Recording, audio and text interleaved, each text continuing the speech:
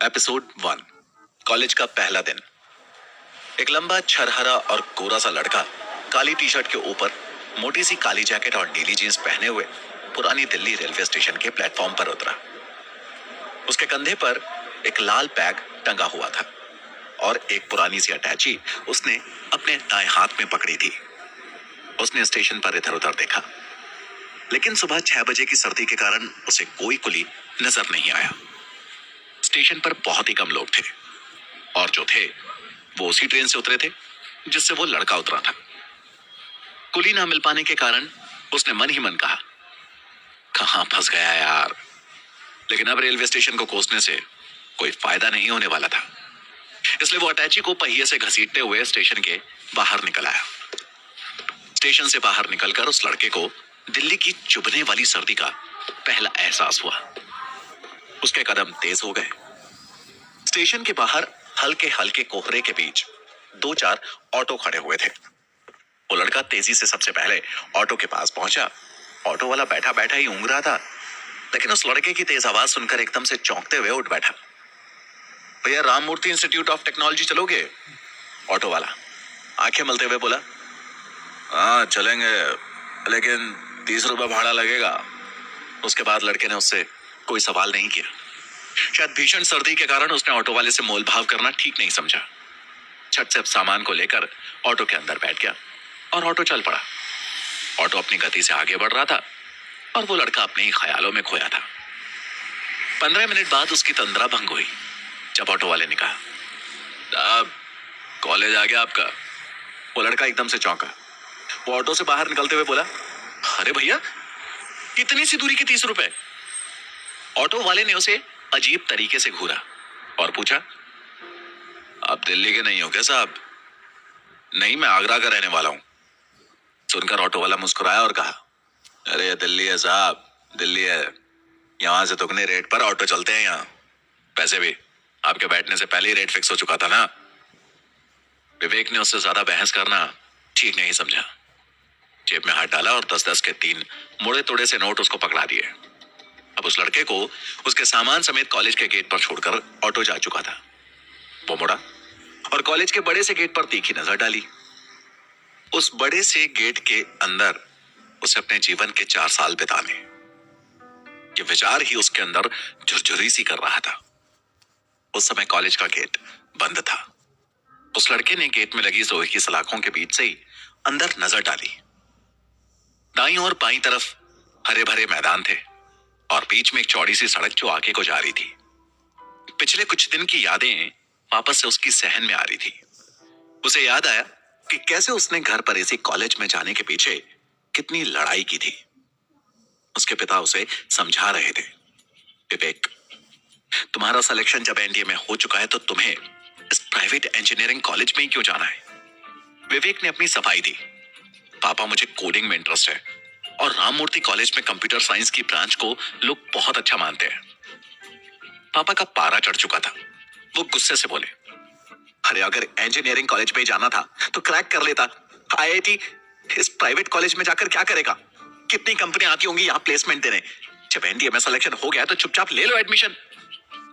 विवेक वैसे ही पापा के गुस्से को देखकर सहम ही जाता था, लेकिन यहां बात उसके करियर की थी, इसलिए वो भी अड़कर बोला, नहीं पापा, जाऊंगा तो मैं राममूर्ति ही।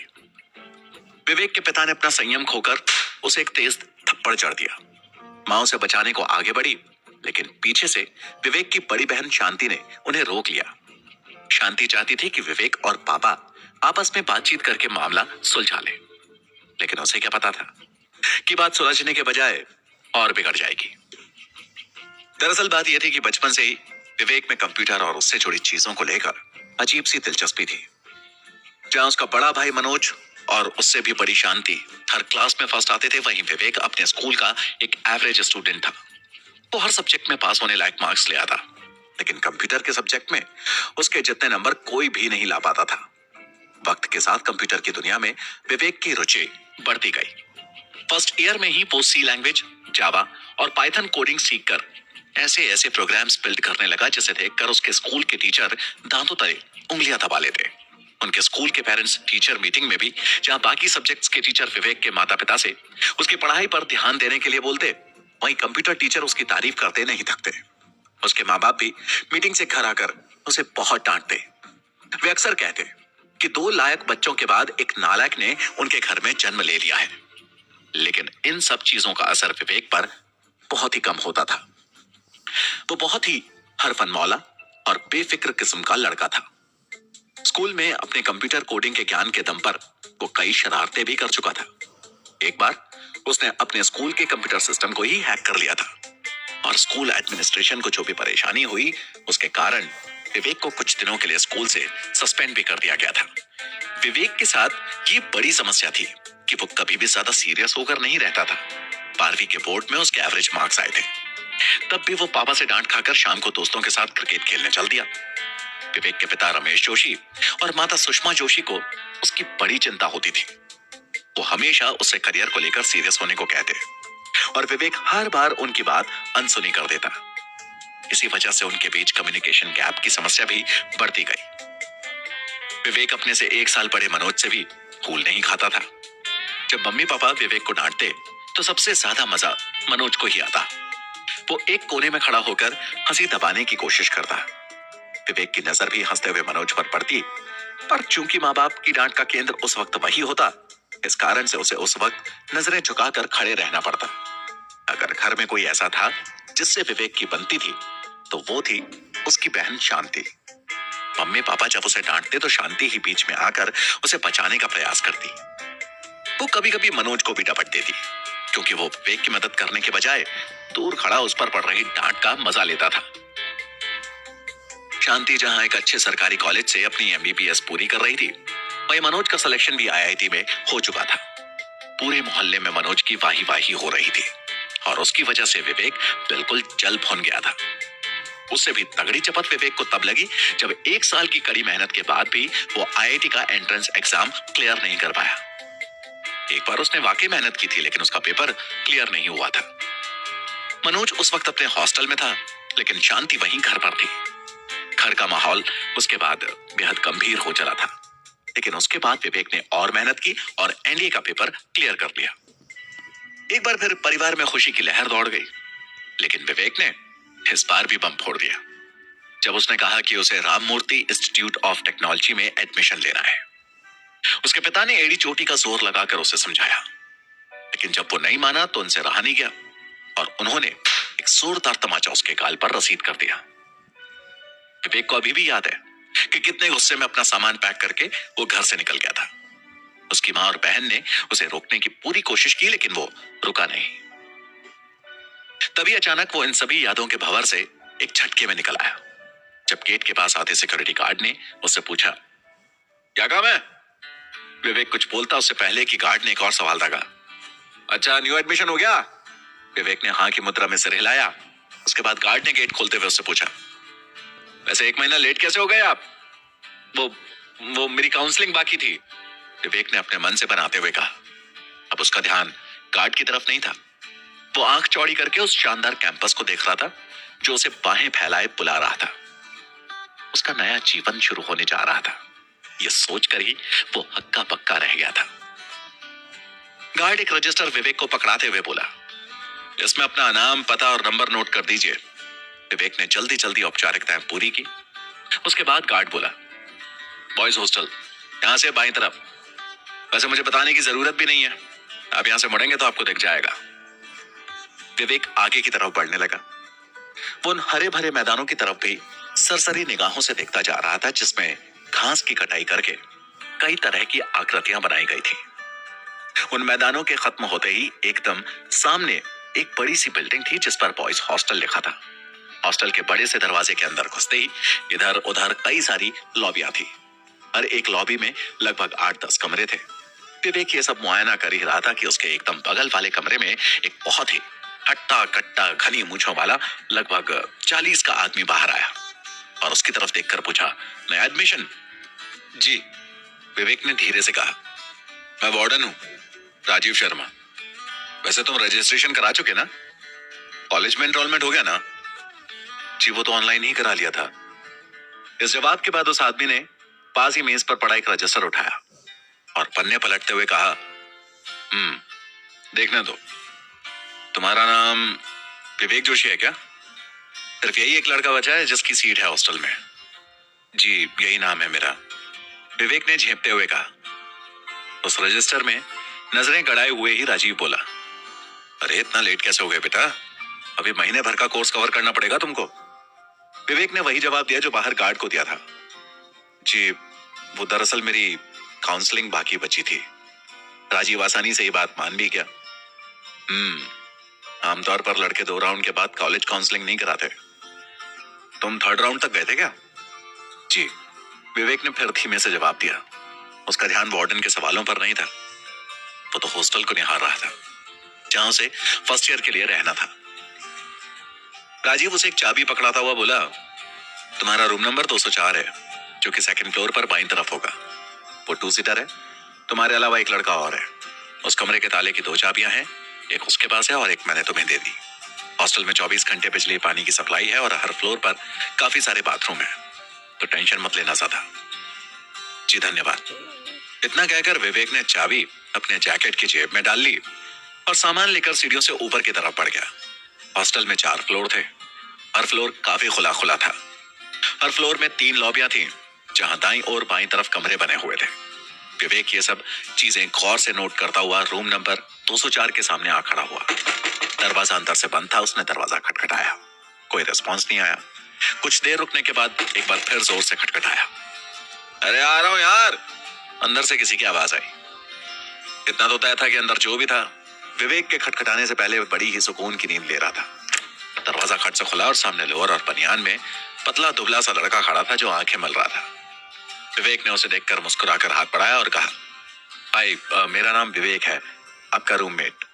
लड़का उसके बड़े हुए हाथ की तरफ बिना ध्यान दिए ही अंदर चला गया और उसने कहा, तुम्हें खाली अलमारी मंगवानी पड़ेगी, मैंने तो अपना सारा सामान सेट कर लिया है। विवेक अपने कमरे के अंदर घुसा। कमरा ठीक ठाक था, न ज्यादा बड़ा न ज्यादा छोटा। उस लड़के का बिस्तर दीवार से एकदम चिपक कर लगा था और बिस्तर के ठीक सामने मेज कुर्सी थी जिस पर कुछ किताबें और कॉपियां रखी हुई थी। साथ में एक लोहे की अलमारी भी थी। दीवारों पर कुछ जगहों से प्लास्टर उखड़ा सा था। जगदीश ने अपनी अलमारी पर सरस्वती माता की फोटो चिपका रखी थी जिससे पता चलता था कि वो काफी धार्मिक किस्म का लड़का है।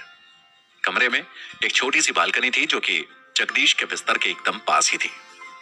अब विवेक ने दूसरे बिस्तर की तरफ ध्यान दिया जो बस यूं ही पड़ा हुआ था। उसके बिस्तर के पास एक खिड़की भी थी जिसके शीशे को बहुत से अखबार के कागजों से पूरी तरह ढक दिया गया था। उसने ध्यान दिया कि उसके बिस्तर के पास जगदीश जैसी अलमारी नहीं थी।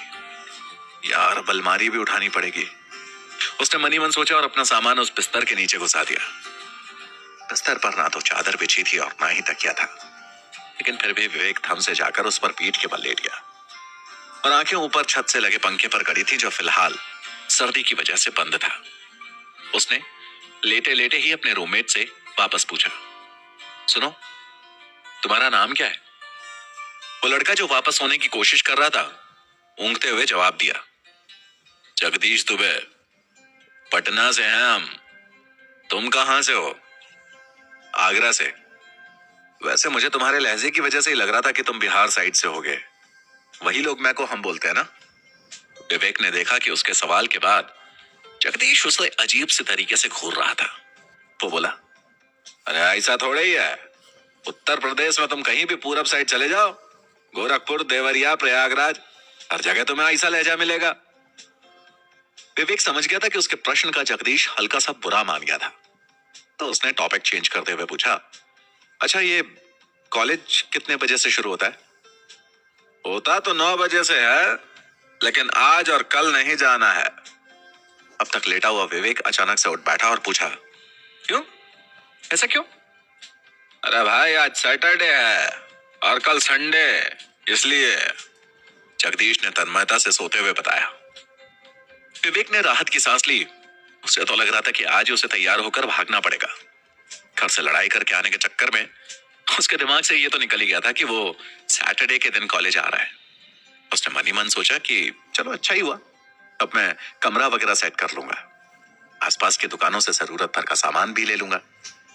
कुछ सोचते हुए उसने अपनी जेब से अपना फोन निकाला उसे लगा अब तो घर से काफी सारे कॉल्स आ ही गए होंगे, लेकिन ये देखकर वो थोड़ा चकित हुआ कि उसके पापा की एक भी मिस कॉल नहीं थी, केवल शांति की ही 2 मिस कॉल्स थी।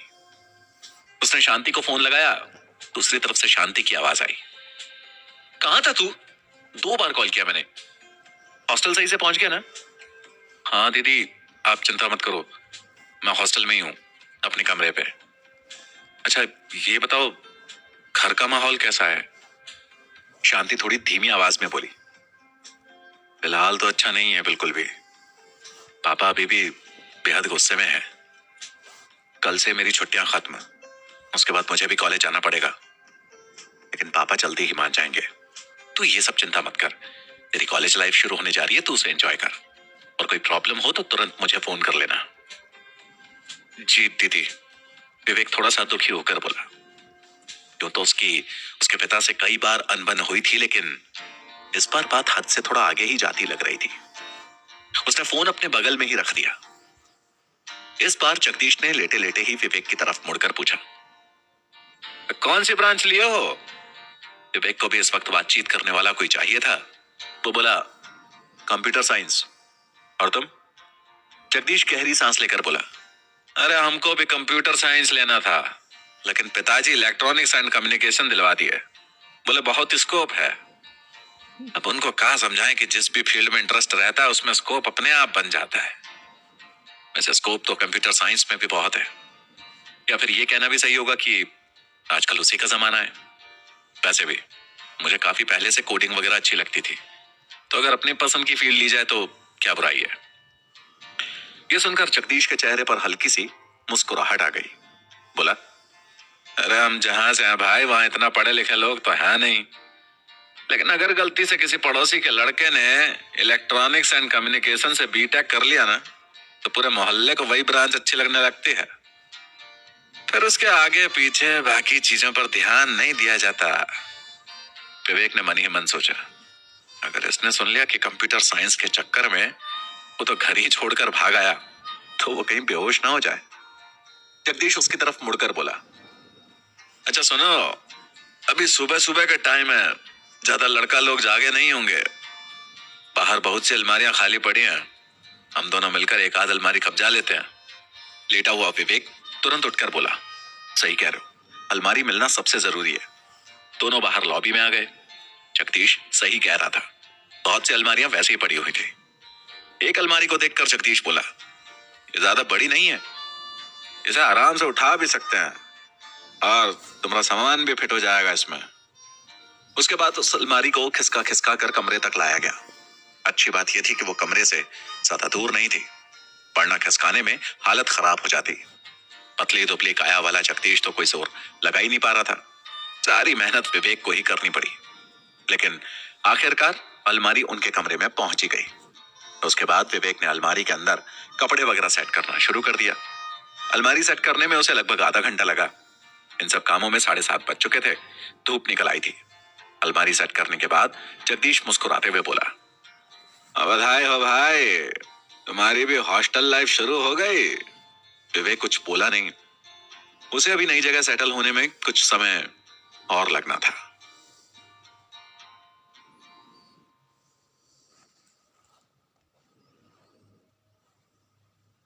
एपिसोड 2। 8 बज चुके थे और हॉस्टल में चहल पहल बढ़ चुकी थी। कुछ लड़के अपने अपने कमरों से पेस्ट और ब्रश हाथ में पकड़े बाथरूम की तरफ बढ़ रहे थे। विवेक और जगदीश भी बेसिन के पास पहुंचे और अगल बगल खड़े होकर ब्रश करने लगे। विवेक ने ध्यान दिया कि अब जगदीश ने एक मोटे फ्रेम का चश्मा लगा लिया था। उसके पतले पिचके से चेहरे पर इतने मोटे फ्रेम का चश्मा थोड़ा अजीब लग रहा था, लेकिन विवेक कुछ बोला नहीं, बस मुस्कुरा कर रह गया। जगदीश को जाने उसे ज्यादा समय नहीं हुआ था, और वो नहीं चाहता था कि उसकी किसी बात का जगदीश को बुरा लगे। ब्रश करके विवेक और जगदीश जब रूम में लौट रहे थे, तो विवेक ने पूछा, अच्छा एक बात बताना जगदीश, तुमने फर्स्ट ईयर की हॉस्टल और कॉलेज फीस दे दी? जगदीश ने जवाब दिया, नहीं यार, हमारी तो पूरी फीस पेंडिंग है, लेकिन हमको उसकी फिक्र नहीं है। स्कॉलरशिप का फॉर्म भर दिया हूं, तो सरकार की तरफ से पैसा आ ही जाएगा। ये सुनकर विवेक भी उत्सुकता से बोला, अरे यार मुझे भी बता दो कहाँ मिलता है स्कॉलरशिप का फॉर्म, मैं भी भर देता हूँ। मिलता तो अकाउंट्स ऑफिस में है, लेकिन तुम भरोगे कैसे? तुम्हारे पापा या मम्मी प्राइवेट सेक्टर में जॉब करते हैं क्या? नहीं, मम्मी तो हाउसवाइफ है और पापा बैंक में सीनियर अकाउंटेंट हैं। प्राइवेट जॉब वाला तो कोई नहीं है घर में। इस जवाब के बाद जगदीश दुनिया भर का अफसोस अपने चेहरे पर लाता हुआ बोला, ओहो, तब तो नहीं भर सकोगे भाई। अब जैसे हमारे घर में पापा का खेती बाड़ी का काम है, तो हम उनके आय प्रमाण पत्र का फोटोकॉपी जमा करवा दिए हैं। वैसे लड़के भी फर्जी भी बनवा लेते हैं, लेकिन पकड़े जाने का बहुत रिस्क रहता है, इसलिए कोई चांस नहीं लेता है। वैसे फीस जमा कराने में क्या दिक्कत है तुमको? पापा तो बैंक में है ना, तो लोन वगैरह भी आसान होना चाहिए तुम्हारे लिए। तो अब विवेक भला जगदीश को क्या बताता कि उसके पापा फिलहाल उसकी शक्ल भी नहीं देखना चाहते थे। उसने कहा कि अरे अभी घर की आर्थिक स्थिति थोड़ा ठीक नहीं है और मैं पापा पर बेमतलब का प्रेशर नहीं देना चाहता। अर्थ अकाउंट्स ऑफिस में जाकर बात कराओ ना, तो तुम्हारी फीस को पेंडिंग लिस्ट में डाल देंगे। अच्छा, ऐसा हो सकता है क्या? हाँ, हो तो सकता है, बाकी बात तो अकाउंट्स ऑफिस वाले बता देंगे तुमको। लेकिन ऑफिस तो मंडे को ही खुलेगा ना? अरे नहीं भाई, आज सैटरडे है, मतलब कॉलेज बंद रहता है, लेकिन एडमिनिस्ट्रेशन का काम तो चालू ही रहेगा ना। हाँ, संडे के दिन जरूर बंद रहता है। अब देर मत करो, तुरंत नहा धोकर अकाउंट्स ऑफिस पहुंचो। लेकिन मेरे पास तो अभी बाल्टी भी नहीं है, आसपास की किसी दुकान से लेनी पड़ेगी। यहाँ के बाथरूम में शावर तो होगा नहीं ना? जगदीश ताना मारते हुए बोला, साहब ये हॉस्टल है, 5 स्टार होटल नहीं है जो हर तरह की सुविधा दी जाएगी। और वैसे भी सिर्फ बाल्टी ही तो नहीं है ना, तौलिया और साबुन तो होगा ही ना तुम्हारे पास। आज हमारी बाल्टी ले जाओ, शाम को जाकर बाल्टी और बाकी जरूरत का सामान ले आना। इसके बाद विवेक तुरंत नहाने के लिए बाथरूम की तरफ भागा। उसने देखा कि उसके फ्लोर पर अब तक नहाने वालों की लाइन लग चुकी थी। जो अंदर गाना गाकर नहा रहे थे, उन पर बाहर खड़े लोग गुस्से में चिल्ला रहे थे, लेकिन नहाने वाले अपनी धुन में मगन और जोर जोर से गाकर बाहर खड़े लोगों को चिढ़ाने लगते। विवेक से इंतजार नहीं हुआ तो वो ऊपर वाले फ्लोर पर चढ़ गया। वहां भीड़ ना देखकर उसने राहत की सांस ली और नहाने घुस गया। नहा धोकर नई शर्ट पैंट पहनकर विवेक अकाउंट्स ऑफिस की तरफ बढ़ गया, जो हॉस्टल से कुछ ही कदम दूर था। अब वो बाहर निकल कर आया ही था कि तभी कैंपस को जी भरकर उसने निहारा। सुबह के वक्त हल्के हल्के कोहरे में कैंपस उतनी अच्छी तरह से नहीं दिख रहा था। अब पूरी तरह से धूप निकल आई थी। कैंपस काफी अंदर तक फैला हुआ था। एक बड़ी सी लाइब्रेरी थी जिसके ठीक सामने कैंटीन थी। कैंटीन के पास तमाम लड़के लड़कियां खड़े हंसते खिलखिलाते हुए बातें कर रहे थे। लाइब्रेरी से ही थोड़ा आगे था अकाउंट्स ऑफिस। विवेक ऑफिस के अंदर पहुंचा। ठीक सामने काउंटर था जहां ज्यादा भीड़ नहीं थी। जो भी इक्का दुक्का लड़के खड़े थे, वो भी फीस जमा करवाने या फीस माफी के लिए ही खड़े हुए थे। एक काफी गंभीर सा आदमी कंप्यूटर पर आंखें गड़ाए हुए बैठा था। विवेक उसके पास पहुंचा और बोला, एक्सक्यूज मी सर, मेरा नाम विवेक जोशी है। मुझे फीस के सिलसिले में आपसे कुछ बात करनी है। पेंडिंग लिस्ट में डाल दूं? उस आदमी ने बिना विवेक की तरफ देखे कहा। विवेक को अंदर से बड़ी खुशी हुई कि उसे ज्यादा कुछ कहने की मशक्कत ही नहीं करनी पड़ी। वो बोला, जी सर, मैं इसीलिए आपसे बात, लेकिन ये जान लो कि पेंडिंग लिस्ट में आना कोई बहुत अच्छी बात नहीं है। वो आदमी कंप्यूटर स्क्रीन से नजरें हटाकर और विवेक को देखते हुए बोला, फीस पेंडिंग का मतलब ये होता है कि आपको 3 महीने का रिलैक्सेशन मिल जाएगा, लेकिन अगर उसके बाद आपने अगर फीस जमा कराने में 3 महीने 1 दिन का भी समय लगाया तो सीधे 10,000 रुपए का फाइन भी लगेगा। यह सुनकर विवेक की धड़कनें बढ़ गईं। पूरी फीस के बाद भी 10,000 की चपत बहुत ज्यादा हो जाती। उसने 2 मिनट तक सोचा और बोला, ठीक है सर, मुझे आप फीस पेंडिंग वाली लिस्ट में डाल दीजिए, मैं 3 महीने के अंदर ही पैसे जमा करवा दूंगा। वो व्यक्ति विवेक को एक फॉर्म देते हुए बोला, ये फीस जमा करने की डेट को आगे बढ़ाने के लिए एप्लीकेशन फॉर्म है, भरकर तुरंत मुझे दे दो। विवेक ने वो फॉर्म भरकर जमा करवा दिया, लेकिन वो अब भी समझ नहीं पा रहा था कि पैसे का इंतजाम कैसे करेगा। उसके पिता से अभी उसके संबंध ऐसे थे नहीं कि वो सीधे फीस की ही बात कर रहे। उसके घर छोड़ने के बाद से अभी तक उनका कोई फोन आया नहीं था, तो जाहिर सी बात है कि वो अभी तक विवेक से नाराज थे। पहला ख्याल जो विवेक के मन में आया था वो ये था कि कोई पार्ट टाइम जॉब भी ढूंढने की कोशिश की जाए, लेकिन शायद ऐसी कोई पार्ट टाइम जॉब उसे ना मिल पाती जिससे साल भर की फीस का इंतजाम हो जाता। इसी उधेड़बुन में वो वापस अपने हॉस्टल की तरफ बढ़ा चला आ रहा था कि एकदम से सामने कुछ देखकर उसके कदम रुक गए। उसके हॉस्टल के सामने 2 लड़के खड़े थे और उन्होंने बाकी सभी फर्स्ट ईयर वालों को हॉस्टल के नीचे ही जमा कर लिया था। सभी लड़के उन दो लड़कों के सामने हाथ पीछे की तरफ बांधकर और नजरें नीची करके खड़े थे। विवेक को यह समझने में समय नहीं लगा कि रैगिंग शुरू हो चुकी थी।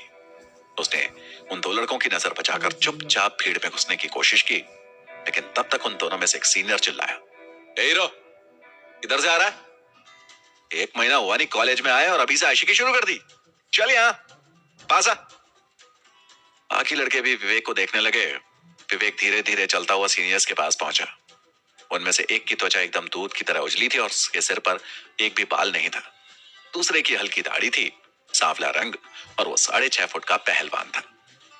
वो पहलवान विवेक से बोला, मेरा नाम है अतुल और अपने टकलू दोस्त का नाम है रौनक।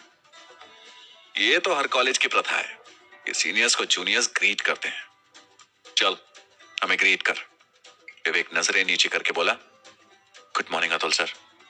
Good morning Raunak sir. उस पहलवान अतुल ने विवेक का कंधा थपथपाते हुए कहा, वाह, ये होते हैं मैनर्स।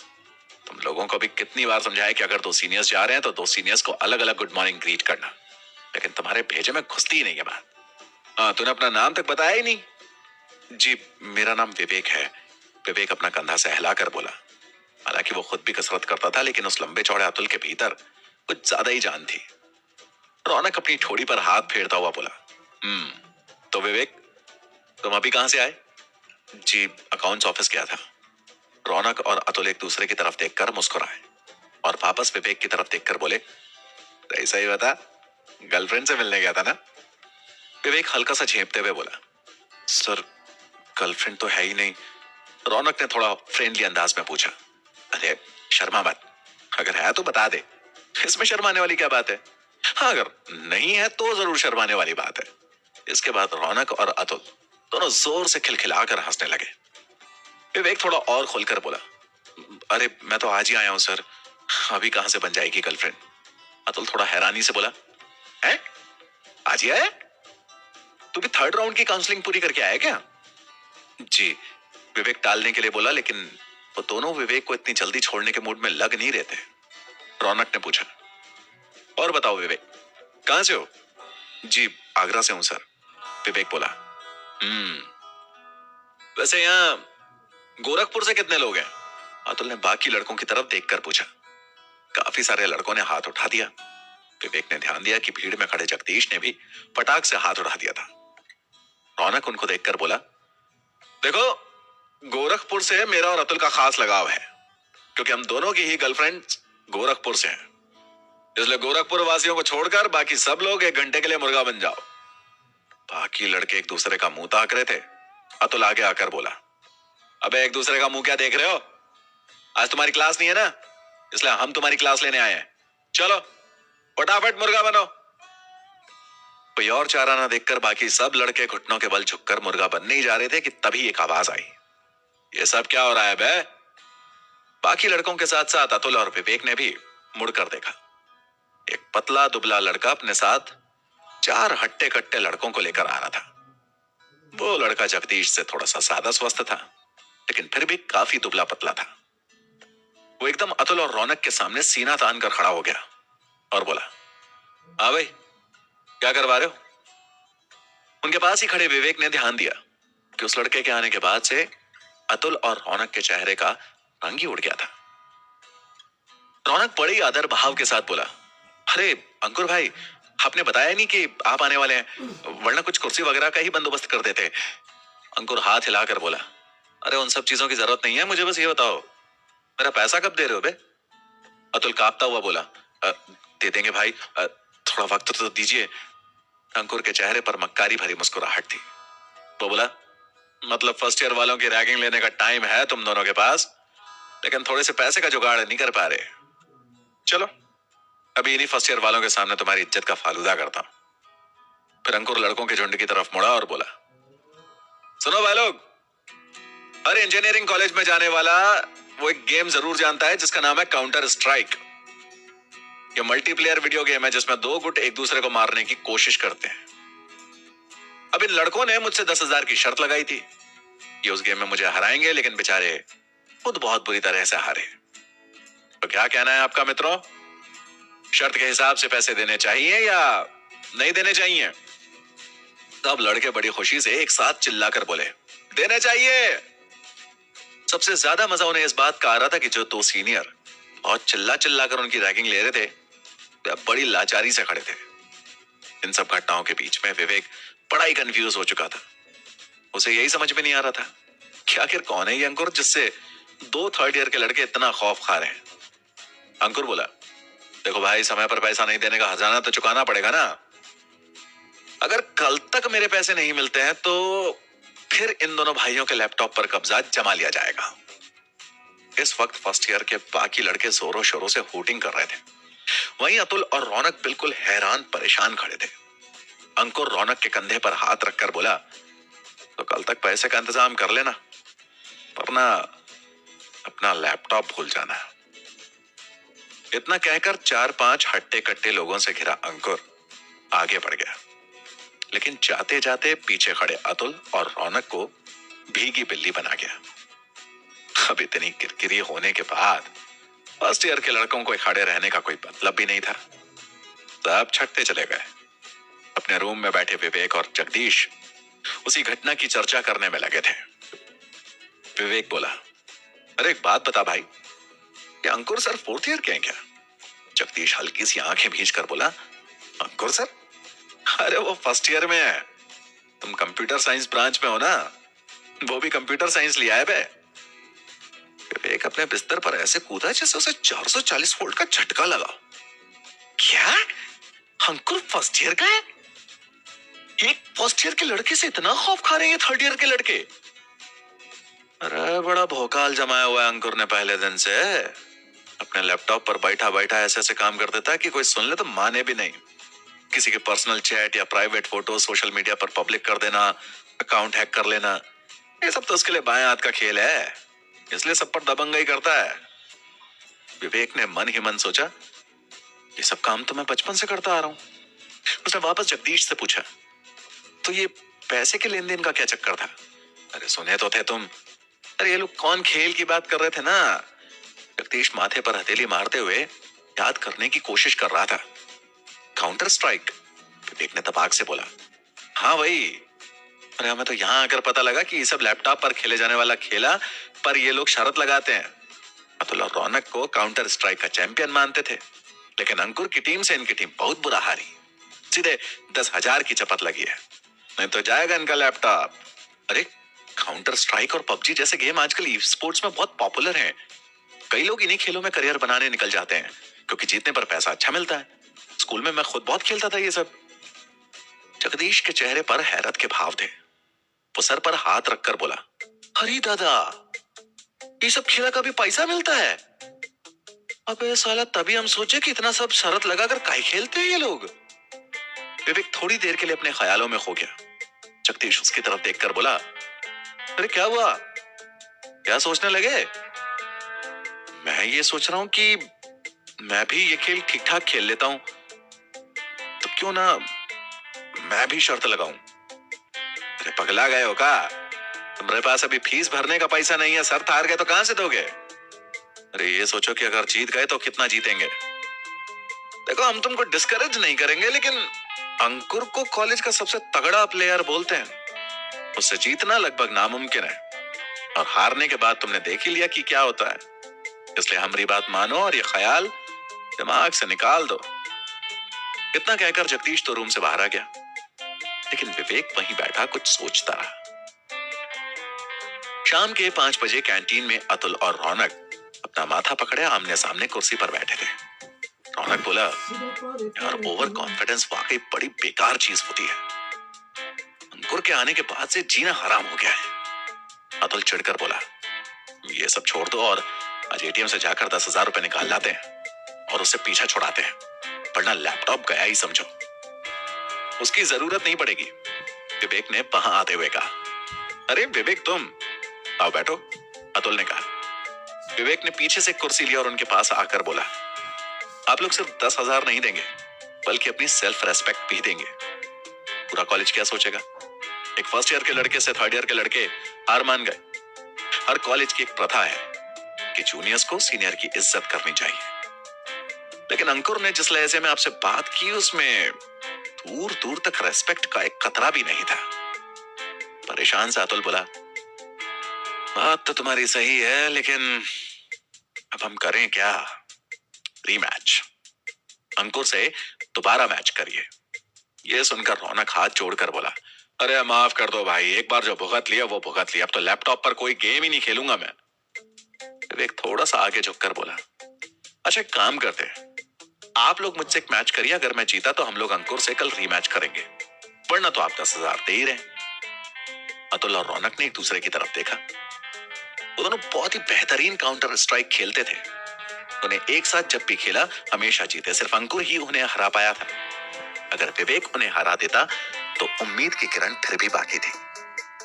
साथ में विवेक की बातों ने भी उन पर असर किया। उन्हें वाकई में लगने लगा था अंकुर से हार मानने का मतलब है कि सीनियर्स ने एक जूनियर के आगे सर झुका दिया और उनका ईगो उन्हें ऐसा करने से रोक रहा था।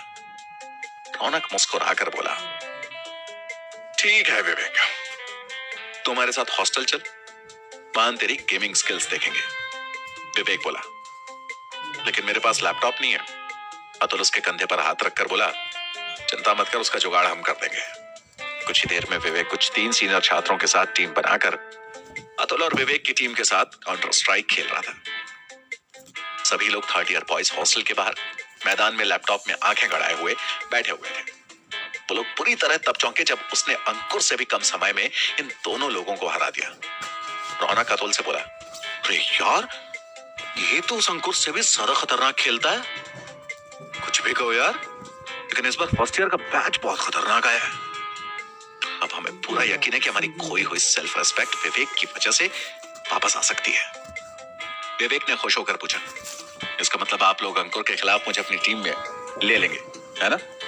अतुल ने जवाब दिया, अरे बिल्कुल भाई, एक काम कर रौनक, अंकुर के पास खबर भिजवा दे कि हमें दोबारा एक मैच करना है। रौनक थोड़ा सा शंकित होकर बोला, लेकिन भाई इस बार हारे तो 10 की जगह 20 जाएंगे। लेकिन अतुल तो जैसे कुछ सुनने के मूड में ही नहीं था। वो बोला, कोई बात नहीं भाई, 10 की जगह 20 दे देंगे, लेकिन जरा ये तो सोच, अगर जीते तो उस अंकुर की कितनी किरकिरी होगी। पैसे भी। विवेक का खेल देखकर मुझे कॉन्फिडेंस आ गया है। अंकुर को तो खबर भी नहीं थी कि यहां उसका एक तगड़ा ओपोनेंट तैयार हो रहा है।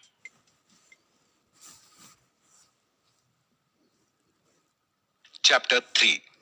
अंकुर तक काउंटर स्ट्राइक के रीमैच की खबर भिजवाई जा चुकी थी। उसने अतुल, रौनक और विवेक को अपने पास बुलवाया था। वो लोग धीरे धीरे अपने कदम 4th ईयर वाले हॉस्टल की तरफ बढ़ा रहे थे, जिसकी बिल्डिंग 3rd ईयर वाले हॉस्टल के बिल्कुल बगल में थी। ये दोनों हॉस्टल कैंपस के कोने में बने थे। इनके आसपास पेड़ पौधे भी कुछ ज्यादा ही थे। विवेक ने आगे बढ़ते हुए अतुल से पूछा, एक बात बताइए सर, ये अंकुर अपना हॉस्टल छोड़कर दिन भर 4th ईयर के हॉस्टल में ही पड़ा रहता है क्या? अतुल ने बुरा सा मुंह बनाकर बोला, हाँ और क्या, उसका मेन अड्डा ही वही है। 4th ईयर वालों से इतना व्यवहार बनाकर रखा है, इसी वजह से तो 1st ईयर में होकर भी हम 2nd 3rd ईयर वालों को सीनियर समझता ही नहीं है। तू तड़ाक करके बात करता है। विवेक उनकी बात सुनकर मुस्कुरा दिया। उनकी बातों से अंकुर एक ऐसा दिलचस्प लड़ाका लग रहा था जिसे जानने की इच्छा विवेक के अंदर बढ़ती जा रही थी। उन्होंने 4th ईयर वाले हॉस्टल के अंदर कदम रखा, जिसे हॉस्टल डी कहा जाता था। अब अतुल और रौनक लॉबी में अंदर बढ़ने लगे तो एकदम आखिर में बने कमरे के पास काफी भीड़ नजर आई। लोग थोड़ा और पास गए तो देखा कि एक टेबल रखी हुई थी, जिसके उस तरफ अंकुर के साथ 2 लोग बैठे थे और उनके सामने भी 3 लोग बैठे थे। सबकी नजरें लैपटॉप में गड़ी थी। बाकी 8-10 लोग वहां सिर्फ खड़े होकर नजारा देख रहे थे। ये दृश्य देखकर अतुल मुस्कुराकर बोला, लगता है हमारी तरह आज फिर कोई बकरा फंसा है अंकुर के जाल में। वो लोग भी भीड़ के साथ ही जाकर खड़े हो गए। सभी लोग एकदम गौर से वो काउंटर स्ट्राइक वाला मैच देख रहे थे। अचानक ही अंकुर के मुंह से निकला, ये रहा मेरा आखिरी शॉट। इतना कहकर अंकुर अपने लैपटॉप से दूर हट गया और उसके खिलाफ खेल रहे तीनों लोग अपना सर पकड़कर बैठ गए। वो काउंटर स्ट्राइक का एक और मैच जीत चुका था। आसपास खड़े लोग जो अब एकदम चुप थे, अचानक से हो हल्ला मचाने लगे। एक मोटे ताजे सीनियर ने तो अंकुर को अपने कंधे पर उठा लिया। अंकुर ने जब उसे इशारा किया तो उसने तुरंत नीचे भी उतार दिया। अब अंकुर की नजर उन 3 लड़कों पर गई जिन्हें उसने अभी अभी हराया था और बोला, तुम तीनों 2nd ईयर के हो ना? उन तीनों लड़कों से कुछ बोला भी नहीं गया। उन्होंने बस हाँ बोलने की मुद्रा में अपना सर हिला दिया। अंकुर ने हंसकर बाकी सबकी तरफ देखकर कहा, तो देखा आपने भाइयों, ओवर कॉन्फिडेंस का अंजाम। ये बेचारे मुझसे भिड़ने आए थे, सोच रहे थे कि कुछ कमाई करेंगे, लेकिन इन्हें क्या पता था कि इनको ही 10,000 की चपत लग जाएगी। अब तुम लोग यहां से निकलो और जाकर पैसे का इंतजाम करो। जब वो जाने लगे तो अंकुर ने पीछे से कहा, और एक बात, जब तक मेरे पैसे का इंतजाम नहीं कर देते तब तक तुम रैगिंग के नाम पर किसी भी फर्स्ट ईयर वाले को परेशान नहीं करोगे। पहले मेरा पैसा दो, उसके बाद चाहे जो मर्जी कर लेना। अंकुर की बात सुनकर वो तीनों सेकंड ईयर के लड़के चुपचाप चल दिए। जब वे भीड़ में खड़े विवेक के पास से गुजरे तो विवेक ने उनके उतरे हुए चेहरे गौर से देखे, लेकिन अचानक से उसका ध्यान तब भंग हुआ जब अंकुर ने अतुल, रौनक और उसे इशारे से अपने पास बुलाया। वो हाथ से इशारा करते हुए बोला, तुम तीनों यहां आओ। अतुल और रौनक की हालत फिर से पतली लग रही थी, लेकिन विवेक के चेहरे पर डर का कोई नामो निशान तक नहीं था। अंकुर ने अतुल और रौनक से पूछा, क्या भाई लोग, मैंने सुना है कि तुम लोगों को रिमैच करवाना है। उन दोनों ने सर हिला दिया। ये देखकर अंकुर बोला, यानी कि 10,000 रुपए हारने के बाद भी तुम लोगों को अकल नहीं आई। अरे मैं तो कहता हूं अभी भी वक्त है, मैं तुम्हारी इस नादानी को माफ कर देता हूं। चुपचाप यहां से लौट जाओ और रिमैच की बात भूल जाओ। मेरे 10,000 तो तुम लोग दे नहीं पा रहे, जब अमाउंट डबल हो जाएगा तो कहां से दोगे। ये सुनकर अगल बगल खड़े फोर्थ ईयर के लड़के हंसने लगे। अंकुर को सामने देखकर विवेक और रौनक की जुबान तो चल ही नहीं रही थी। उनके पीछे खड़े विवेक की आवाज आई, जरूरी थोड़ी है कि ये लोग मैच हारे ही। वैसे अगर जीत भी गए तो तुम्हारा कोई नुकसान थोड़ी है, बस इन लोगों के पैसे माफ हो जाएंगे, वरना तुम्हें तो 20,000 बैठे बिठाए मिल रहे हैं, तुम्हारा क्या नुकसान है। अंकुर ने अतुल और रौनक से कहा, अगल बगल हटो, मुझे देखना है ये बात किस हीरो ने इतनी बहादुरी से बोली है। विवेक खुद ही अंकुर के सामने आकर खड़ा हो गया। वो पहली बार आमने सामने थे। अंकुर कद में विवेक से 2-2.5 इंच छोटा ही था। उसने गौर से विवेक को देखते हुए कहा, तू तो फर्स्ट ईयर का वही लड़का है ना जिसकी सुबह सुबह ये दोनों सीनियर्स रैगिंग ले रहे थे। मैं नहीं होता ना तो आधे घंटे के लिए मुर्गा बना देते ये दोनों तुम्हारे पूरे बैच को, और तू इनके लिए मुझसे पंगा ले रहा है। विवेक ने हल्के से मुस्कुराकर कहा, पंगा कहां ले रहा हूं, मुझे पता चला कि कॉलेज में सबसे बढ़िया काउंटर स्ट्राइक तुम खेलते हो। मुझे भी स्कूल में इस गेम का चैंपियन माना जाता था। मैं तो बस ये देखना चाहता हूं कि तुम इस खेल में मुझसे कितने बेहतर हो। अंकुर ये बात सुनकर मुस्कुरा दिया। वो बोला, लड़का सियाना लगता है। वैसे तेरी बात भी ठीक है, इस गेम में मैं हार भी गया तो भी मेरा कोई नुकसान तो है नहीं, बस एक छोटी सी प्रॉब्लम है, मैं कभी हारता नहीं हूं। ये सुनकर विवेक बोला, ये तो अभी पता लग ही जाएगा। अतुल और रौनक के साथ फोर्थ ईयर के लड़के भी खामोशी से वहीं खड़े होकर उनकी बात सुन रहे थे। 1 महीने में शायद ऐसा पहली बार हुआ था कि फर्स्ट ईयर का ही कोई लड़का अंकुर के सामने ऐसे सीना तान कर खड़ा हो। अंकुर ने टेबल की तरफ इशारा करते हुए कहा, तो फिर ठीक है, इन सब लैपटॉप्स में कोई एक लैपटॉप चुन ले, सब में ये गेम इंस्टॉल्ड है, अभी फैसला हो जाएगा कि कौन कितने पानी में है। बिना देर किए वहीं पड़ी प्लास्टिक की एक कुर्सी पर विवेक बैठा और सामने रखे लैपटॉप को ले लिया। उसकी देखा देखी सहमे हुए रौनक और अतुल भी उसके बगल में जाकर बैठ गए, एक एक कुर्सी पर। अंकुर ने भी फोर्थ ईयर के 2 लड़कों को बुला लिया जो उसकी तरफ से खेलने वाले थे। वो विवेक के ठीक सामने बैठता हुआ बोला, मजा आएगा, पहले 10 ले रहा था लेकिन अब सीधे 20 मिलेंगे। विवेक पर उसकी बात का कोई असर नहीं पड़ा क्योंकि वो गेम्स की सेटिंग्स चेक कर रहा था, लेकिन रौनक और अतुल के चेहरे पर डर की एक हल्की लहर साफ दिख रही थी। 10 मिनट सभी लोगों का गेम स्टार्ट हो चुका था। सबके डिजिटल अवतार गेम के अंदर आ चुके थे। काउंटर स्ट्राइक में एक टीम आतंकवादियों की होती थी और एक टीम मिलिट्री वालों की, जिन्हें किसी भी कीमत पर आतंकवादियों को रोकना होता था। इसके लिए दोनों टीम्स गेम के अंदर तरह तरह के हथियारों का इस्तेमाल भी कर सकती थी, जैसे राइफल, मशीन गन, आरडीएक्स और हैंड ग्रेनेड। अंकुर की टीम इस बार आतंकवादी बनी थी जिसे विवेक की टीम का सामना करना था। गेम शुरू होते ही अंकुर ने मक्कारी भरी मुस्कान अपने चेहरे पर लाते हुए अतुल और विवेक से कहा, तुम दोनों एक फर्स्ट ईयर के लड़के के दम पर मुझसे भिड़ने चले हो, अभी पता चल जाएगा विवेक समझ गया कि अंकुर अपनी बातों से उसका मनोबल गिराने की कोशिश कर रहा था। वो बोला, तुम शायद भूल गए हो कि तुम भी फर्स्ट ईयर में ही हो, वो भी मेरी ही ब्रांच में। अंकुर ने चौंक कर पूछा, तुमने कंप्यूटर साइंस ली है? इतनी देर में विवेक ने तेजी से गेम के अंदर अंकुर को शूट कर दिया। ये देखकर आसपास खड़े सीनियर्स पूरी तरह चौंक गए। अंकुर ने कहा, ये चीटिंग है, मैं तुमसे कुछ पूछ रहा था और इसी दौरान तुमने मुझे शूट कर दिया। विवेक ने मुस्कुराते हुए कहा, मैंने तुमसे नहीं कहा था कि मेरी बातों पर ध्यान दो, लेकिन अगर तुम्हें ये चीटिंग लग रही है तो आगे एक राउंड और है, उसमें आजमा लेना अपना लक। अंकुर के चेहरे पर एक चिंता की लकीर आ गई। उसे इतना तो पता चल गया था कि विवेक कोई नौसिखिया खिलाड़ी नहीं था, बल्कि उसे अच्छी टक्कर देने की काबिलियत रखता था। इसलिए उसने अपना सारा ध्यान स्क्रीन पर चल रहे गेम पर केंद्रित कर लिया। अब अंकुर की टीम और विवेक की टीम की नजरें लैपटॉप की स्क्रीन पर गड़ चुकी थी। बाकी लोग भी सांसें थामे देख रहे थे कि अगले राउंड में क्या होने वाला है। विवेक के हाथ लैपटॉप पर बहुत तेजी से चल रहे थे। उसने अकेले ही अंकुर की टीम के 2 लोगों को शूट कर दिया, लेकिन उतनी देर में अंकुर ने भी अतुल और रौनक को शूट कर दिया था।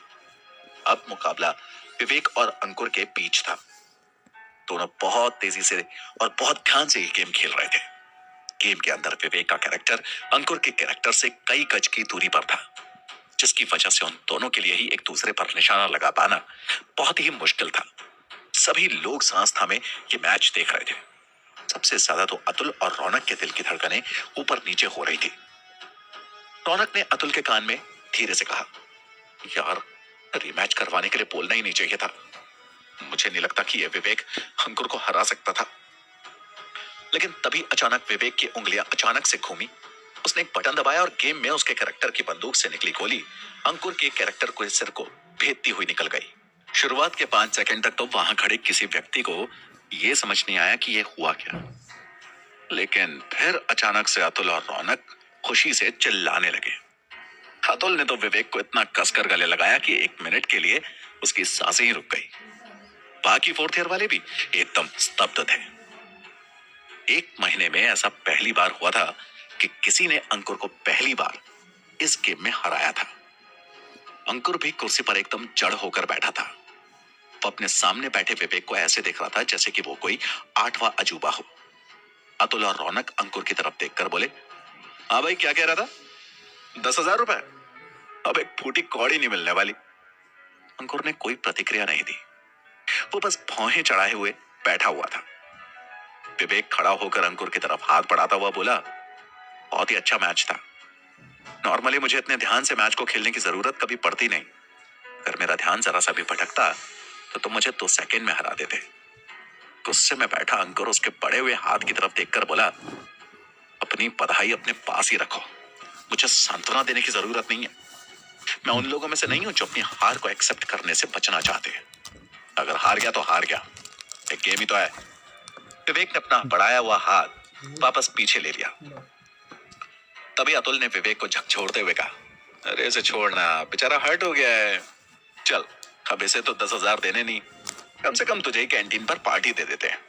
रौनक ने कहा, हाँ भाई विवेक, तूने हमारा काफी नुकसान होने से बचा लिया, इसलिए पार्टी तो बनती है। उसके बाद वो तीनों एकदम खुशी खुशी उस लॉबी में से सीना तान कर निकल रहे थे। उस लॉबी के सारे स्टूडेंट्स अपने अपने कमरे से ये देखने के लिए बाहर आ गए कि आखिर इतना हो हल्ला किस बात के लिए हो रहा है। विवेक भी खुश था कि उसने आते ही आते सीनियर्स के साथ व्यवहार बनाना शुरू कर दिया। सब लोग 4th ईयर वाले हॉस्टल से निकलकर कैंटीन के लिए बढ़ गए।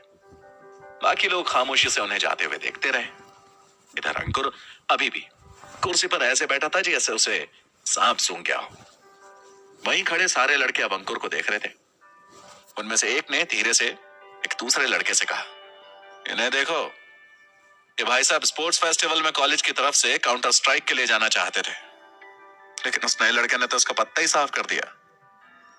जिस मोटे ताजे 4th ईयर के सीनियर लड़के राजन ने उसे थोड़ी देर अंकुर को कंधे पर बिठाया था, वो गुस्से में उस कानाफूसी कर रहे लड़के से बोला, वाह, जब तक अंकुर काउंटर स्ट्राइक खेलकर खुद को कॉलेज का बेस्ट प्लेयर समझने वाले 2nd और 3rd ईयर के लड़कों को हरा कर तुम्हें पार्टी दे रहा था, तब तक वो तुम्हारे लिए बहुत अच्छा था।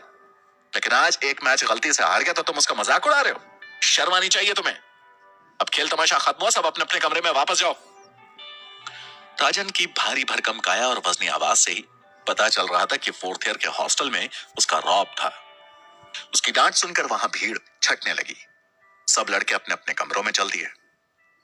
फिर राजन ने कुर्सी पर मुंह लटकाए बैठे अंकुर की तरफ देखा और कहा, तू इतना अपसेट क्यों लग रहा है अंकुर? एक गेम ही तो आ रहा है, क्या हुआ? अंकुर दुखी मन से बोला, आप समझ नहीं रहे हैं राजन सर, मैंने एक महीने में कॉलेज में अपनी एक ऐसी इमेज बना ली है कि अब मैं एक गेम भी हारना अफोर्ड नहीं कर सकता।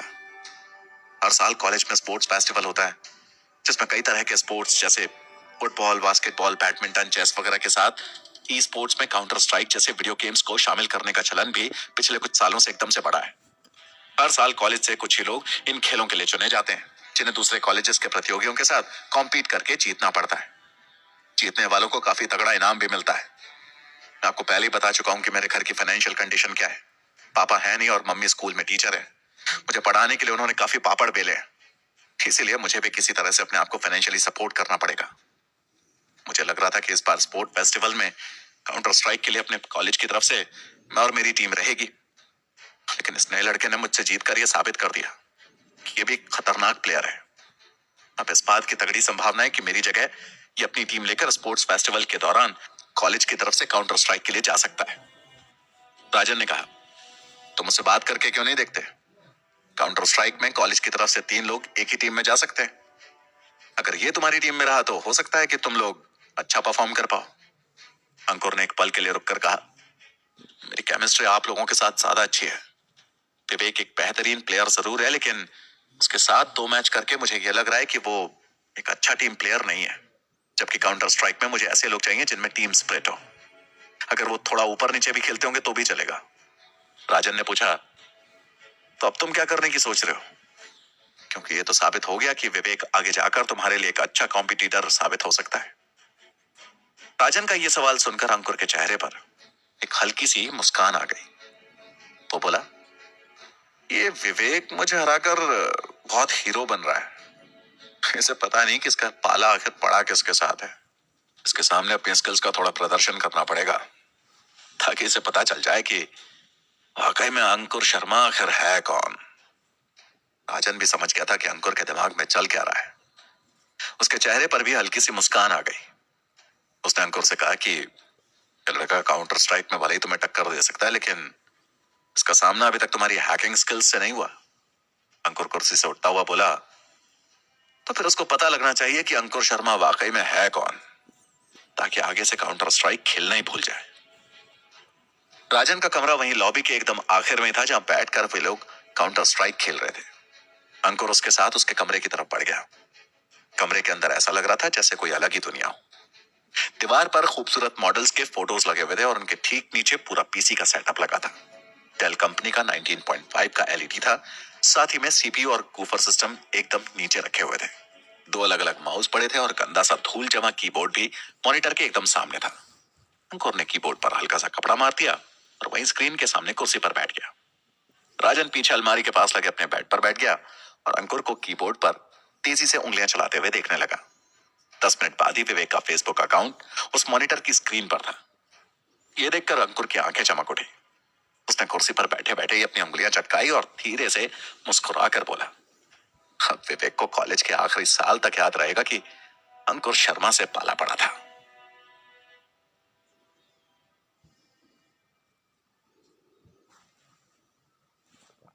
एपिसोड 4। विवेक का मूड अब काफी अच्छा था। कॉलेज में एडमिशन लेने के वक्त उसे 1000 तरह की चिंताओं ने घेर रखा था, लेकिन अब अंकुर से जीतने और सीनियर से दोस्ती होने के बाद वो अच्छा महसूस कर रहा था। शाम के 4 बजे वो वापस हॉस्पिटल में अपने कमरे में आ चुका था। बिस्तर पर बैठा जगदीश उसे देखकर बोला, अरे तुम कहां रह गए थे यार, कहीं दिखा ही नहीं इतना समय से। विवेक ने मुस्कुराते हुए उससे कहा, अतुल और रौनक सर के साथ अंकुर के खिलाफ काउंटर स्ट्राइक का एक मैच खेलने गया था। यह सुनकर बेड पर आराम से बैठा जगदीश एकदम से उठ खड़ा हुआ और बोला, मर गए? फिर तो उनके साथ साथ तुम्हारा भी पैसा डूब गया होगा ना? अरे हमने तुमसे मना किया था कि इन सब चक्करों में मत पड़ो, ये अंकुर बहुत ही खतरनाक खिलाड़ी है, लेकिन सुना नहीं ना तुम हमारी बात। विवेक ने हंसकर कहा, अरे मेरी पूरी बात तो सुनो भाई, अंकुर को हरा कर उन दोनों लोगों का पैसा माफ करवा कर आया हूं मैं। ये सुनकर जगदीश कनखियों से उसे देखने लगा, से उसे यकीन ही ना हुआ कि उसने क्या सुन लिया। उसने विवेक के पास जाकर धीरे से पूछा, तुम तुम सच में अंकुर को हरा दी उस खेल में? विवेक ने मुस्कुराकर सर हिला दिया तो जगदीश ने उसके कंधे पकड़कर जोर से हिलाते हुए कहा, ये हुई ना बात कि अंकुर इस गेम के चक्कर में फोर्थ ईयर के सीनियर लोगों से व्यवहार बनाकर हम लोगों पर इतना रौब झाड़ता था, साला जिसकी कोई सीमा नहीं थी। अब उसे पता चलेगा कि उसकी टक्कर का खिलाड़ी मैदान में आ चुका है। विवेक ने मुस्कुराकर कहा, अरे बस बस बस, इतना खुश क्यों हो रहे हो? ये गेम ही तो है, कभी ना कभी हर खिलाड़ी को अपने से बेहतर खिलाड़ी का सामना करना ही पड़ता है। ऐसे ही तो दुनिया चलती है। जगदीश तो अंकुर के हारने की खबर सुनने अपनी एक्साइटमेंट को कंट्रोल ही नहीं कर पा रहा था। उसने विवेक से कहा, अरे वो सब तो ठीक है, लेकिन उसे स्पोर्ट्स फेस्टिवल में कॉलेज की तरफ से भेजे जाने वाला सबसे अच्छा खिलाड़ी माना जा रहा था, लेकिन अब जब तुम आ गए तो कॉलेज की तरफ से तुम ही इस खेल में जाओगे। विवेक ने आंखें भींचकर जगदीश से पूछा, स्पोर्ट्स फेस्टिवल? ये क्या बोला? जगदीश माथे पर हाथ रखकर बोला, अरे साला, हम तो भूल ही गए कि तुम महीना भर बाद कॉलेज आए हो। तुम्हें भला स्पोर्ट फेस्टिवल के बारे में कैसे पता होगा?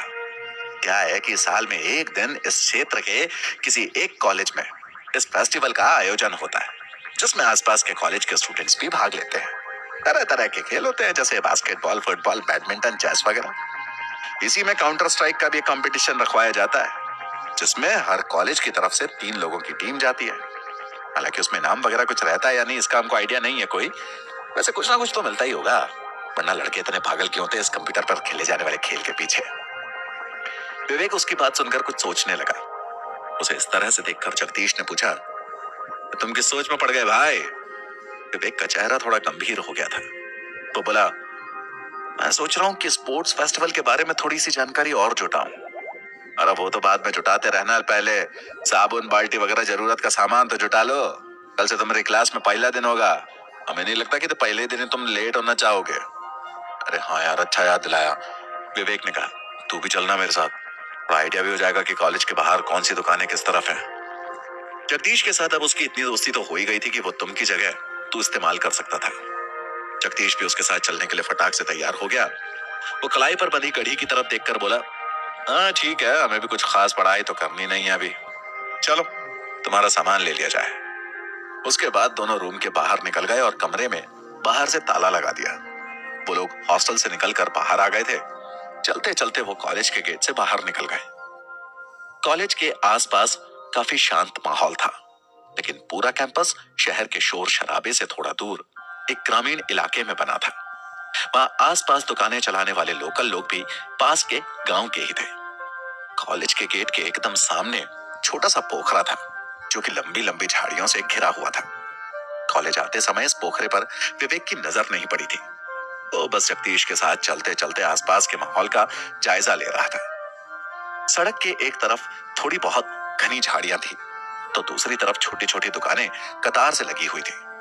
जगदीश विवेक को एकदम सामने चौराहे के पास बनी दुकान पर ले गया, जिस पर एक 50-55 साल का मोटा सा अधेड़ व्यक्ति बैठा था, जिसने ग्रे कलर की शर्ट पहनी हुई थी और मोटे फ्रेम का चश्मा लगा रखा था। एक पतला दुबला लड़का भी दुकान पर ही था, जो शायद उस दुकानदार का बेटा था। वो दुकान एक टिपिकल परचूनी की दुकान ही थी। सामने पतले से तार पर किसी शैम्पू के छोटे पैक लटक रहे थे। एकदम आगे टेबल पर पुराने से प्लास्टिक के डब्बों में टॉफी वगैरह रखी हुई थी। एकदम पीछे एक फ्रिज था, जिसमें कांच और प्लास्टिक की बोतलों में अलग अलग सॉफ्ट ड्रिंक्स पड़ी हुई थी। एक बड़ी सी लकड़ी की अलमारी एकदम पीछे थी, जिसमें तरह तरह के पैकेट, टूथब्रश और बॉल पेन और रजिस्टर्स वगैरह रखे हुए थे। उस अलमारी के बगल में कई सारी प्लास्टिक की बाल्टियां पड़ी हुई थी। बड़ी ही गर्मजोशी से दुकान में घुसता हुआ जगदीश उस आदमी से बोला, अंकल जी नमस्ते, कैसे हैं?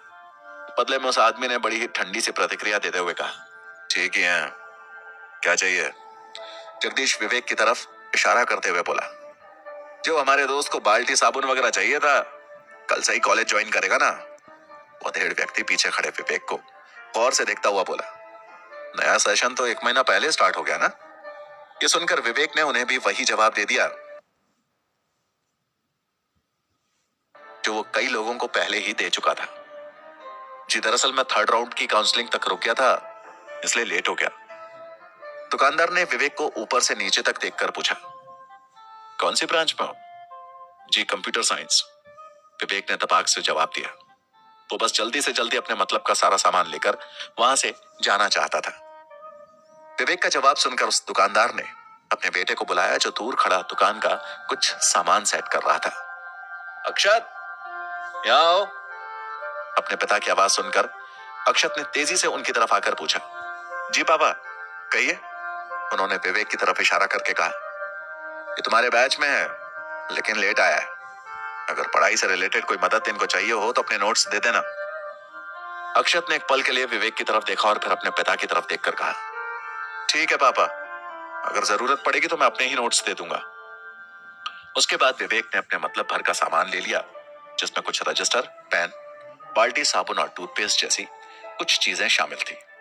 उसे पहले से ही अंदाजा था कि शॉपिंग ज्यादा होने वाली है, इसलिए वो एक छोटा बैग भी लेकर आया था जिसमें सामान रख सके। उसने कॉपी, पेन वगैरह बैग में रख लिए और बाल्टी हाथ में पकड़कर जगदीश के साथ वापस हॉस्टल की तरफ चल दिया।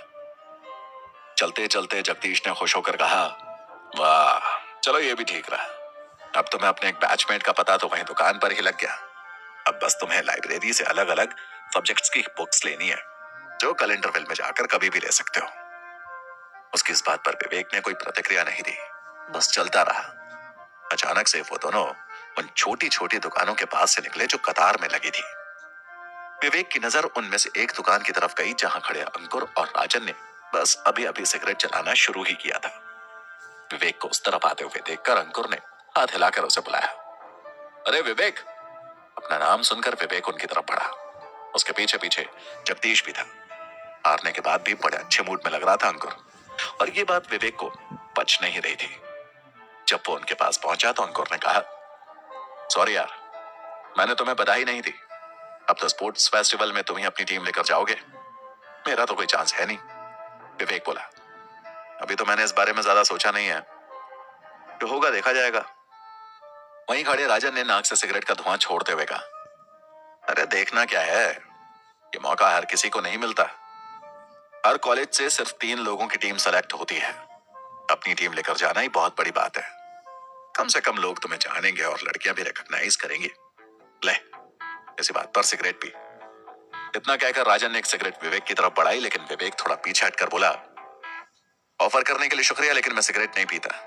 राजन हंसकर बोला, फर्स्ट ईयर में जब मैं नया नया आया था तो मैं भी यही बोलता था, लेकिन अब देखो, जब तक सुबह और शाम एक एक कश ना मार लो तब तक लगता ही नहीं कि कुछ किया है। ले अब तो भी ट्राई करके देख ले, कब तक बच्चा बना रहेगा, कभी तो बड़ा होगा। इतना कहकर राजन ने अपना हाथ और आगे बढ़ा दिया। विवेक उससे बहस में पड़ना नहीं चाहता था, लेकिन फिर उसे थोड़ा जोर देकर मना करना पड़ा।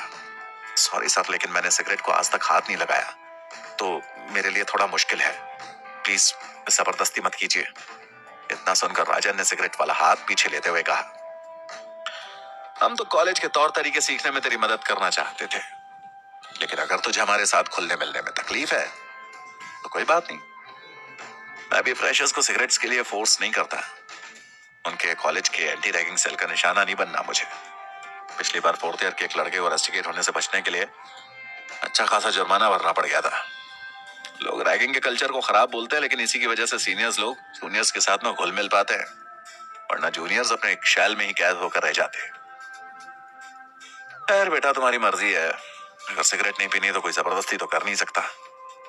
विवेक ये सुनकर बोला, मुझे खुलने मिलने में कोई परेशानी नहीं है सर, लेकिन जो चीज करने में मैं अनकंफर्टेबल हूं उसके लिए मैं कुछ नहीं कर सकता। फिर वो अंकुर की तरफ मुड़कर बोला, कल क्लास में मिलते हैं। अंकुर ने मुस्कुराकर धीरे से सर हिला दिया। उसके बाद विवेक जगदीश के साथ वापस हॉस्टल की तरफ चल दिया। उनके जाने के बाद राजन ने अंकुर से बोला, ये फ्रेशर्स अपनी अलग ही दुनिया में जी रहे हैं। जब मैं फर्स्ट ईयर में था तो सीनियर जबरदस्ती रूम में घुसकर सिगरेट जलवाते थे। किसी जूनियर की हिम्मत नहीं होती थी कि उनसे मना कर दे। अंकुर ने हंसकर कहा, आपके टाइम पर रैगिंग के लिए इतने सख्त रूल्स नहीं होते थे ना जितने आज होते हैं। मुझे लगता है कि मेरे सेकंड ईयर में आने तक जो थोड़ी बहुत रैगिंग होती है ना, वो भी खत्म हो जाएगी। उधर विवेक और जगदीश वापस हॉस्टल में आ गए थे। वो पहले रूम में सारा सामान रखने गए। विवेक ने अभी तक अपनी टेबल कुर्सी वगैरह सही से सेट नहीं की थी। उसने अपनी अलमारी सही से सेट कर ली इसमें जगदीश ने भी उसकी काफी मदद कर दी। बाल्टी वगैरह एक कोने में रखते हुए विवेक ने कहा, बढ़िया, अब सारा सामान सेट हो गया। जगदीश ने घड़ी देखते हुए कहा, लो, खाने का समय भी हो गया, चलो मेस में चले। विवेक जगदीश के साथ मेस की तरफ चल दिया। फर्स्ट ईयर वालों की अलग से एक मेस थी जो कि हॉस्टल से 10 कदम की दूरी पर ही थी। अंदर जाकर विवेक ने देखा कि लंबी लंबी मेजें और बेंच लगी हुई है और एकदम कोने में मेस वाले खाना परोस रहे थे। लड़के एकदम से लाइन से खड़े होकर पहले रोटी और फिर सब्जी वगैरह ले रहे थे। विवेक भी प्लेट लेकर जगदीश के साथ लाइन में लग गया। जगदीश ने विवेक से कहा, आज तो फिर भी थोड़ी ठीक सब्जी बनाया है। कल तो इतना बुरा खाना बनाया था कि आधा हॉस्टल बाहर जाकर खाना खा के आया। ये सुनकर विवेक का चेहरा उतर गया। उसने मन ही मन सोचा कि लो, अब रोज ये सड़ा खाना खाना पड़ेगा।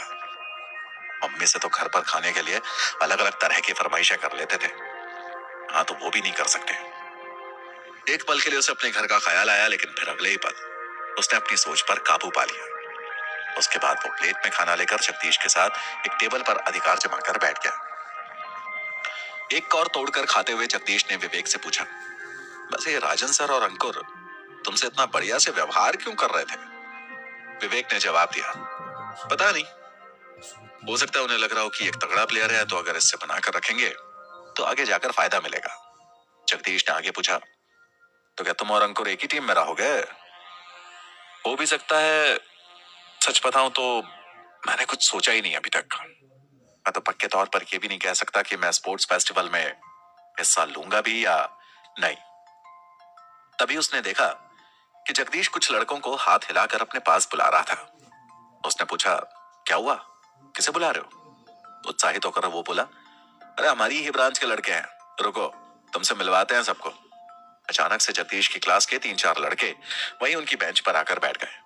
उनमें से एक लड़के ने जगदीश के कंधे पर जोर का हाथ मारते हुए कहा, क्या यार आज पूरा दिन दिखे नहीं? फिर उसने विवेक की तरफ देखकर कहा, अच्छा यही रूममेट है क्या तुम्हारा? हाँ, विवेक नाम है इसका, अभी कल ही तो आया है। यह सुनकर उस लड़के ने विवेक से हाथ मिलाते हुए कहा, मेरा नाम अंशुल है, जगदीश के साथ इलेक्ट्रॉनिक्स एंड कम्युनिकेशन में पढ़ता हूँ। विवेक हाथ मिलाते हुए, मैं विवेक जोशी, कंप्यूटर साइंस में हूँ। अंशुल अपनी प्लेट लेकर वहीं जगदीश के बगल में बैठ गया। उसने जगदीश से कहा, मैं चेस की टीम ज्वाइन करनी थी ना? जगदीश खाना खाते खाते एकदम से रुक गया। उसने पूछा, टीम में अभी भी एक लड़के की जगह है क्या? अंशुल ने मुस्कुराकर कहा, बिल्कुल है, आ जाओ।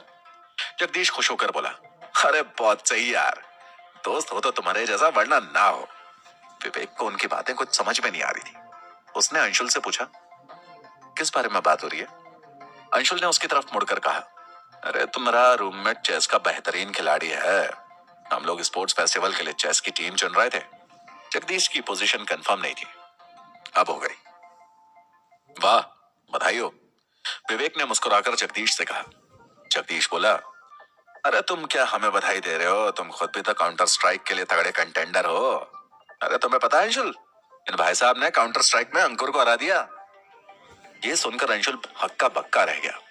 उसने विवेक की तरफ देखकर कहा, मैंने सुना तो था कि आज फर्स्ट ईयर के किसी लड़के ने मैच में अंशुल को हराया है, लेकिन ये नहीं पता था कि वो तुम ही हो। इसका मतलब तुम्हारी पोजीशन भी पक्की है, कॉलेज की टीम में काउंटर स्ट्राइक